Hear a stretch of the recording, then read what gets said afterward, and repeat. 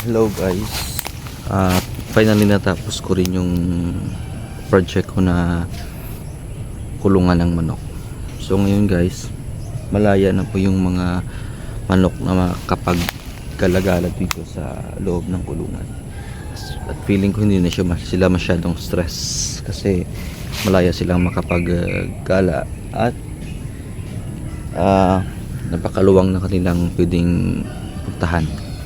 So i-share ko lang sa inyo guys yung ginawa kong diskarte para matapos yung project kong ito.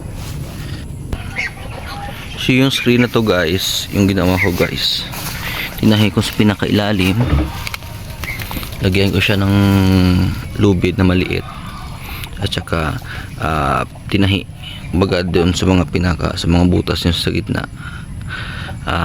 Tinahi ko siya doon at saka hanggang sa pinakadulo at saka nilagyan itong kahoy na tinusok doon sa lupa para mas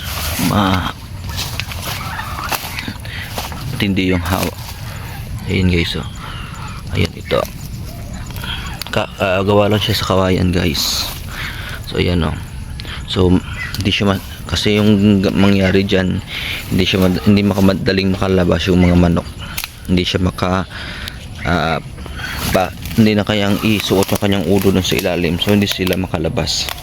So yung mga manok guys, ito na sila, oh. Ayan, oh. Ayan, hindi pala ito kasama.